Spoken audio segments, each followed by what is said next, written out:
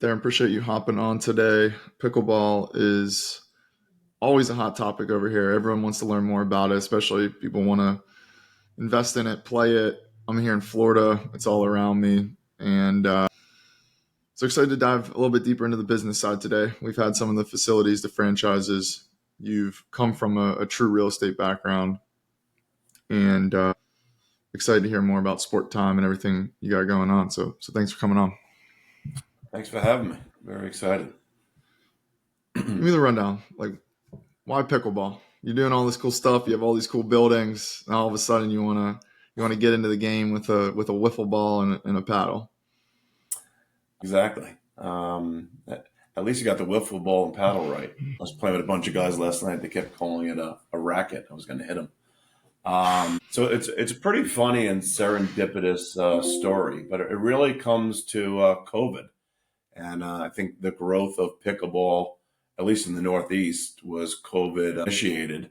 And it's pretty much, where I ended up and sitting today. Friend of mine on the West Coast, a guy named Doug Ellen, who created Entourage, was playing pickleball. And he and I used to play basketball back in high school together. And he said, you got to get into the sport, got to get into the sport. And I, like everyone else, said, what is this game with a paddle and a wiffle ball? Doesn't look right for me. But long story, not so short. COVID happened. I went to Florida, like a lot of other people. My kids were in college, and saw these people with a paddle and a wiffle ball smacking around on the pickleball courts in the community I rented. So I quickly went out and bought some beautiful wood-based paddles, a set of 4 with a pretty crappy pickleball. And my family started playing. And it was fun. It was interesting. Really wasn't taking it that seriously. Just going out there to spend the time. Came back to New York. Didn't see it. Didn't know about it. This is the winter of 2020 and 2021.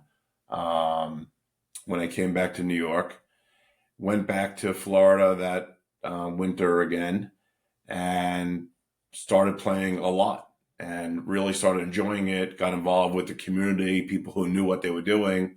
So I was listening, learning, went out, bought a better paddle for myself. And they had a pickleball tournament in the community. And, I'm a pretty decent athlete. I was my high school quarterback and played, competitive sports my whole life, coached 50 of my kids' sports teams. So know my way around a court and a field, and just went down to the tournament being an athlete, and I won the tournament. And it was, a little bit comical that this guy from New York who never really plays just won the tournament. And I started falling in love with it. It was active, it was engaging. My career and background is real estate development. So converted numerous warehouses to office buildings, built numerous ground up multifamily residential buildings, have a portfolio right now about 3 million square feet across commercial, residential, and industrial. And was back in New York. There was once again no pickleball going on. And truly out of left field, a friend of mine calls me and says, the Paul Washington Tennis Academy is available for sale. Would you have interest? Being an opportunistic buyer for all real estate types, I went to take a look at it. The price was right. Opportunity was right. But what was most interesting to me was there was no pickleball. There was 17 standalone tennis courts, bunch of hard courts and soft courts. But I'm smart enough at this stage of my life to know what I know and know what I don't know. And I said, I need an operator. So when I went out there and talked to a handful of operators who knew how to operate quote unquote tennis facilities, and ended up going with SPORTIME. SPORTIME is a company that's been around for 35 years, has 15 active tennis and now pickleball facilities throughout the Northeast. They own and operate the John McEnroe Tennis Academy, and their flagship is on Randall's Island, where they have 30 tennis courts and 6 pickleball courts. And said to them, you have interest leasing the space and, getting involved here. And, very quickly they did. Port Washington Tennis Academy is ironically where the McEnroe brothers, Vitas Gerulaitis, Tracy Austin all began playing in the 70s. So it had a lot of history and nostalgia associated with it. And due in large part to what was going on with COVID, people weren't going to the office, they were working from home. I quickly recognized that people's habits and behaviors were going to change in light of work and workforce. That if you're working from home from 9 to 5, you don't have that hour commute on the shoulders, you could play sports. Racket sports took off, tennis took off, and pickleball, we know 25 million people a year are playing. So when we sat down and went through the business plan, because I was actively involved in how we're going to plan the space and utilization, we decided to convert 4 tennis courts to 12 pickleball courts. So from an easy math standpoint, we grew by 8 courts in the same environment. So now the Port Washington Tennis Academy boasts 12 dedicated indoor pickleball courts, which are, excellent surface, 30 by 60 courts. So actually 35 by 60 courts because they're more gracious on the sidelines, and still have 13 tennis courts. So it's a very robust facility. We've more than doubled in business in our first 2 years, in large part because of pickleball and the John McEnroe Tennis Academy. We opened a satellite location there. But what became apparent to me is there's no place to play pickleball. I mean, we are booked solid in all primetime hours. I'm an active player. I still play 3 or 4 times a week. And I said to the SPORTIME guys, I can't buy real estate. Interest rates are too high. There's construction costs are too high. Supply chain is still broken. But I could open pickleball courts. We sat down and literally in one meeting, I spoke with the CEO and vice president, who are partners and dear friends now. And we quickly came to the conclusion that let's do this together. So my company, Hornig Capital Partners, are utilizing all our real estate resources, knowledge, and relationships. And we're out there doing the same thing we've done, right? We typically find land or find buildings and ascertain value in good locations, and redevelop them for specific use, be it retail or industrial or commercial. So now we're doing the same thing, just my use is pickleball. So we've looked at hundreds of properties. We've signed 5 leases, 150,000 feet of leases that will have 66 dedicated indoor courts. There's one in Long Island opening the end of this year in about a month or 2. In Westbury, Long Island, that were 13 courts. Englewood, New Jersey, right off Route 4, will have 12 dedicated courts in 30,000 feet. In Wayne, New Jersey, in the Willowbrook Shopping Center, we have 50,000 feet. We'll have 18 indoor courts in the stadium court. And then Armonk, New York, and Yorktown, New York, which are in Westchester, each will have 12 courts and open in the 4th quarter of next year, 3rd or 4th quarter next year. So we've been very busy doing the construction, learning what the components are that are necessary to make a successful pickleball facility. And most importantly, we're building the best of the best. I had the benefit and still have the benefit of having Claude Oken and Ben Schlansky, who have been in the business 35 years, that know what the consumer wants. We won't compromise. We need to have at least 18 to 20 foot ceilings. We need to have at least 30 to 60 foot column spacing. We need to have good circulation space. We need to have good community space, which I think is a unique component in pickleball compared to tennis. Tennis is a beautiful, elegant game, but it's pretty much you're playing your 4 people, you play, you go home. Pickleball is not like that. There's a lot of camaraderie. There's a lot of playing on multiple courts and switching up between up downs and splitting partners. So we've really taken the time and effort to make a lot of community space, a lot of lounge space for people to hang out and talk. And hey, Andrew, you want to play a game? I'll play with you in 10 minutes. almost like pickup basketball, which I said earlier. I played with Doug at Merricktown Park in Long Island growing up. You just went down to the park and played. Who got next? And that's very much how pickleball is evolving. Who got next? Let's play, and let's just have some fun without worrying about doubles from 6 to 8 p.m. and it's doubles and everyone's in white and everyone's quiet. Pickleball's not like that. So we're adding that type of spice and community.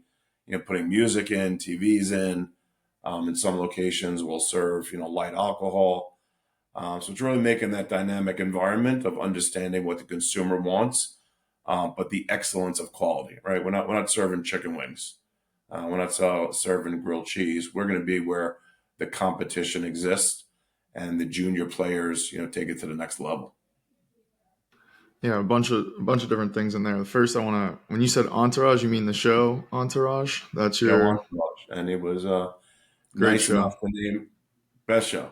Best and show. In one of the episodes, he name dropped myself and my wife. When What his episode?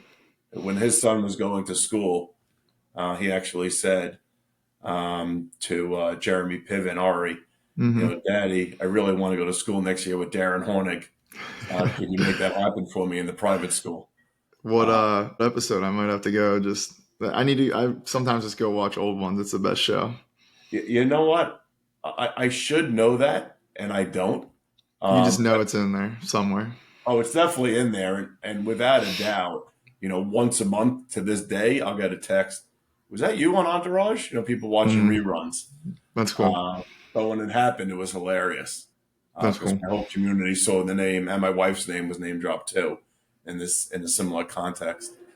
And it was just very, very funny how much people watch a show and gravitated to it.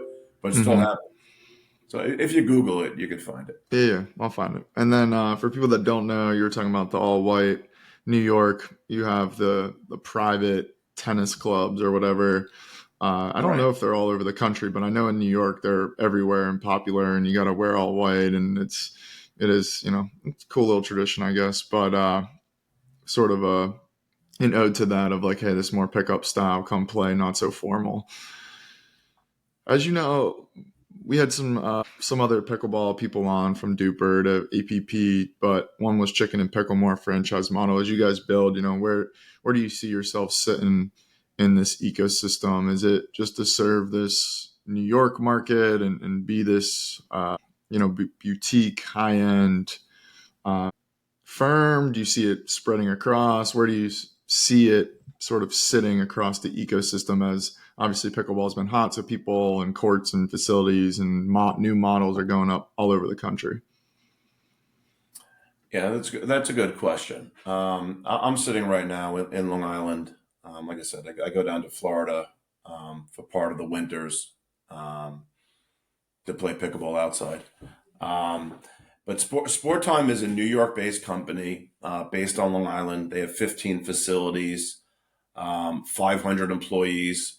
So there's a tremendous concentration of knowledge and infrastructure here. So we're going to be the dominant force in the Northeast. Right now, we're operating across 10 of the facilities, over 75 pickleball courts presently in the SPORTIME facilities that were converted from tennis to pickleball. And like I said, we did 5 transactions thus far, and we plan to have about 15 to 16 locations over the next 3 to 5 years. But we're really focused on being the best of the best, right? Like there are 2-court facilities, 4-court facilities, low ceilings, poor sidelines. We don't think those exist in 5 years because there'll be a flight to quality like everything else in our society, as long as the pricing is within reason. So we're going to open 3 facilities a year for the next 5 years, roughly. It's going to probably be within an hour and a half drive of New York City. And that's really from a concentration and resources side. I looked at locations in Florida, but, as history is a barometer for future, there's only one indoor tennis facility in the entire state of Florida. And that's the old Nick Bollettieri one in Bradenton. that is now owned and operated by IMG. And tennis is the number one sport in Florida and has been for the last 30 years. So we look and say, why is there one indoor facility? With that being said, there are a few indoor pickleball facilities that are opening and doing well. But pickleball is plentiful throughout Florida. I mean, between the park system and the country clubs, I mean, I'm constantly playing. You go to a country club in Boca or, South Miami, they have 6 to 12 courts and they're free because you put that in the dues. They come into our facility to pay $60 when it's, 80 and beautiful out. We don't think that plays as well. In the Northeast, you have an 8-month indoor season and 4 months outdoors. And even in those 4 months, it gets brutally hot in August.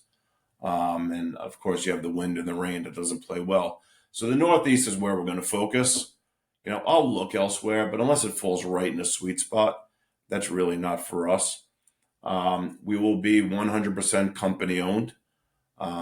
We raised a investment round recently and raised over $11 million to handle our rollout. And then the rest of the facilities will be vis-a-vis cash flow. But it's going to be closely held. You start going to a franchise model, and we've explored this. It gets, very noisy out there, right? Is a person in Chicago doing the same thing in Austin is doing the same thing in Long Island? The answer is invariably no. It's not like a Burger King or a McDonald's where you're controlling the ingredients. You have to control the environment. You have to control the ceiling heights. You have to control the sidelines, the court cleanliness, the air conditioning systems. So those aren't the same controllable features as a typical franchise model that we're familiar with, in the food business. We're also not going to be whimsical. Nothing against a chicken and pickle. I know they're successful. But they're like a Dave and Buster's. Family of 4 wants to go play, slap the ball around, and have some chicken wings and drink some beers and watch football afterwards. That's fine. There's a place for that. But we're the place you're going to go and play.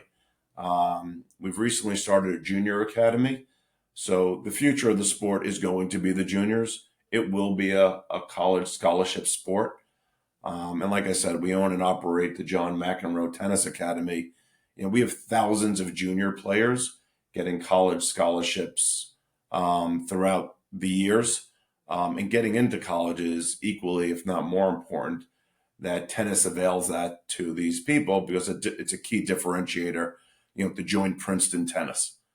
The same thing will happen in pickleball, and we're going to be in the position to execute there at the highest level, right? You're not sending your son to Chicken and Pickle to get elite pickleball training, right? It's just not happening, right? But would you send him to SPORTIME Pickleball in Englewood, New Jersey, where you have 12 dedicated courts and the best kids in the region playing?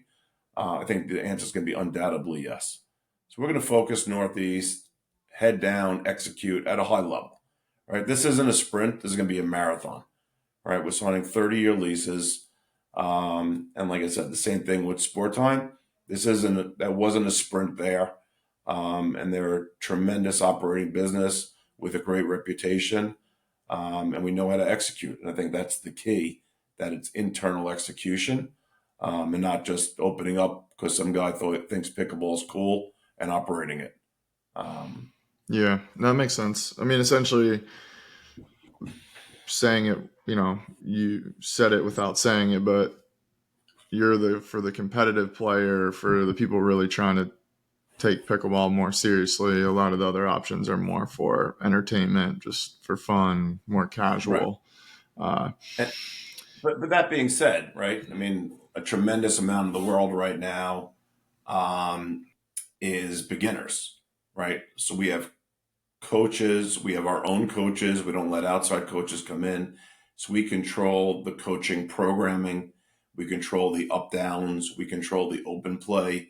So you're putting 2 O's with 2 O's and 3 5s with 3 5s, right? Those things are important. And you're teaching people, right? My wife started playing about a year and a half ago, and she plays more than I do. She loves it. She's probably a 3-0, but she goes out there with a group of her friends and they play. So it's not the ultra intense competitive nature where, people are killing each other and, slamming, every single shot. It's for the casual player, but the casual player wants that better environment too, right? Similar to skiing, you know, you, if you're a great skier or an average skier or a beginner skier, you don't want to ski on a poor mountain with rocks and poor chairlifts. You try to go to a better place and get better in the sport. So that's the dynamic where we're approaching it with, not the place you're going to go get drunk Right. and slap the ball around and spill Yeah. your drink on the court. That you're not going to find that at Sport Time Pickleball. Makes sense. Now, do you think about the model? Is it membership or, pay for just as you show up, or how are you guys thinking about the actual business side of the facilities? Yeah, so it's a combination thereof. And once again, I have the benefit of having great partners that have been doing this for 35 years. So they've tried the different models. So our model is rather straightforward, right? We have a membership fee of $20 to $25 a month, so very nominal. And those members get the opportunity to do advanced court booking up to 7 days in advance to book a court. And it also gives them 10% off court time, 10% off open play, 10% off seasonals, things of that nature. So it's a very simple, straightforward model. But this is, once again, this has been tried and true, right? $250 a month, it is a lot of money. Some gym memberships like an Equinox or a Lifetime could, afford to get those numbers. But we see pickleball, if you want to play 10 times a month, you're going to pay for that. If you want to play 2 times a month, you're going to pay for that. So we're not really, sticking it to people on the monthly. It's more on the court utilization. And we find more engagement for the consumer and easier to say $20 a month. That's a cup of coffee these days. So why not? Why not go get join Sport Time and get a Yeah. frappuccino? Yeah, maybe in your New York area. Florida, we're still at least somewhat reasonable down here, which I guess a little bit of the year. Yeah, nothing's reasonable in New York right now. No, Other than except Sport Time. pickleball at Sport Town. Exactly right. uh, yeah, and it's interesting too because I don't know. I play pickleball, but not at a facility. I mean, like you said, Florida, a lot of it you can just go outside and play wherever. But there is some value too, and I don't think a lot of people think about this, especially young people should. But I mean, I had never had a problem paying for a more expensive gym or whatever, just because of the people you meet and you sort of attract the right clientele and whatever. So there's something to that too, and I'm sure in your areas you get some, like a country club type feel. Like, hey, we're gonna get some business or have some interesting conversations done at these as well. And so I'm sure that's part of the goal also. 100%. And that's about, like I said, about creating the community, right? Invariably, if you're waiting for a game, you get there early, you're talking to your friend, things come up, right? What's going on? I mean, my rap these days tends to be all around pickleball. It's funny because my career is based on real estate and I've been doing real estate for 35 years. And people, forget I own a sizable real estate portfolio. It's all about pickleball, but listen, it's all good. It's definitely more fun and engaging and more interesting of a conversation around a new pickleball facility opening than a new industrial facility opening. Uh, Yeah, and how do you going more macro from a real estate perspective? I mean, some of what pushed you into the pickleball space, obviously playing in the pandemic and whatever else, but also real estate just in general, it seems on the commercial side wasn't great. Where's that at just as a whole? And now going more toward your real estate side, has that swung back, or where is that just in the grand scheme of things with a lot of people that listen to this even looking to do real estate, but often based around sports? right. Another good question. So, listen, real estate is the haves or have nots. And that's what you're seeing in the market overall, right? You see defaults from time to time. CMBS defaults are, climbing, unfortunately. Um, interest rates are really the bellwether of real estate over time. because you buy and sell real estate based on cash flows. And if you have a 4% interest rate or an 8% interest rate, I mean, do the math. That just sucks away your cash flows immediately. And that, by and large, is the problem with real estate right now, and why you're seeing so many defaults. Listen, without a doubt, COVID was very painful, particularly for the office sector and the work from home. So that took a lot of people out of the workforce. It took a lot of companies away from leasing space and expanding and willing to pay it. So it became a tenant's market, not a landlord's market. I was fortunate enough when COVID happened. That was my fourth downturn in my career. And I always remember what happened in the past three. So I literally went out there and refinanced my whole portfolio, at incredibly low leverage. So thankfully, my portfolio is very sound and is enjoying, good cash flow. But real estate is very challenging right now because there's two things, as I said. One is cash flow. If you're going to buy a property and just, for example, you're making $1 million a year and you have $500,000 in debt and you're enjoying $500,000 a year in free cash flow, that's great, right? Assuming you bought it right, which let's make that assumption. The other side is exit and price discovery. So what that means is you used to be able to build an office building in New York City or a multifamily building in New York City and sell at what's referred to as a 5 cap, for easy example. A 5 cap is a 5% rate of return, right? So if you invested $10 million in a building, you'd make 5% a year or $500,000. Right now, there is no clear understanding of where exit values are other than finished home products, i.e. single family homes or condominiums. So that price uncertainty where you'd buy a building and build it to a 7 cap and sell it for a 5 cap and make 200 basis points in profit doesn't exist right now because there's no real price discovery. Once again, indicative of interest rates, right? You could buy a treasury right now at 4.5%, right? Multifamily buildings used to trade at 4.5%. I could assure you it's a lot harder owning and operating an office building than it is a T-bill. So why would you buy that? So it's really cyclical, and it has a lot to do with the underlying factors of interest rates and investment opportunity. But there are some good buys out there. I think you need to be very smart on what you're picking and what your strategy is and what your cost of capital is. Cautiously dipping our toe back in the water. We're in contract on a piece of property right now that we think is interesting. Hopefully the deal goes through. But it's not easy, right? It's not easy. Even if you buy a 7%, yield on cost of an industrial property, your interest rate's a 6.5%. So you're making 50 basis point spread. It's not that compelling to say, oh, I'm going to run and buy that. Where on the flip side, pickleball, each of these pickleball facilities, I was talking with my partner last night about it. Each pickleball facility is like a building, right? The cash flows that you could achieve between renting courts is very similarly situated to renting apartments, right? When we rent apartments, we sign a year lease and get paid every 30 days. Pickleball's, clearly different. We as a company sign a long-term lease and then rent the courts out, every 2 hours. So it's more likened to a hotel. But we're in this for the cash flow side of the business and not the exit. So we could underwrite that. And we're putting no debt on the property. So we're just going to enjoy free cash flow. Makes sense. Very cool. I appreciate you taking us through that. Sure.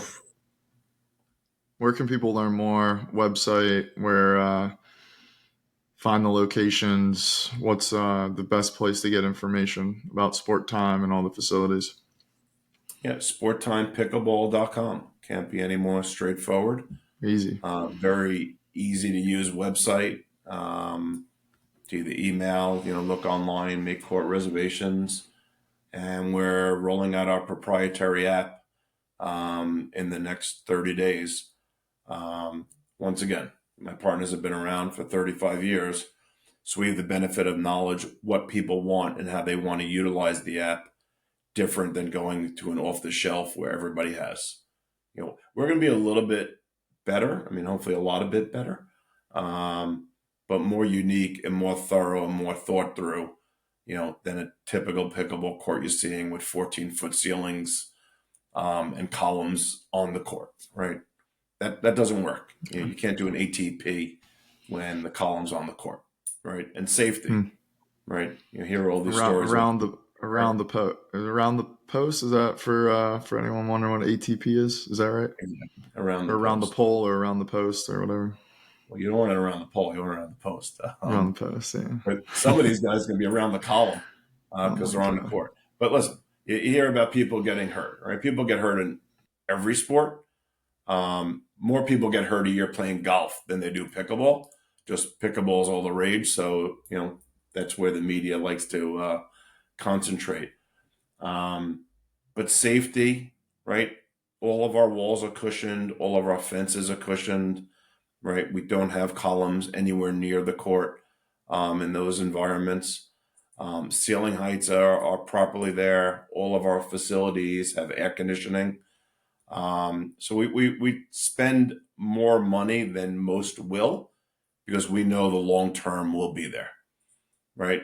In Englewood, New Jersey, we're opening up and there's a facility literally joining a fence with us. You have to go a serendipitous way to get there. I don't think they last, right? It's just not a quality playing environment. And like anything else, if you have one facility that serves, better coffee than the other at the same price in a similar location, why are you going to go to a lesser place to enjoy a better experience? Exactly. So like I said, we're long-term focused, coaching, programming, and focus on the juniors to really make us stand out from the rest. Love that. Yeah, make sure we'll put the links and everything in. And no, Daren, appreciate you coming on. Super interesting. It's cool to hear from the full perspective, right? The real estate side into the pickleball side, and not just often, operator. It's cool to hear someone a little bit tangential to it. So appreciate the insights. No, appreciate your time. And we're here, and we're going to be here for a long time. So let's stay in touch and keep talking.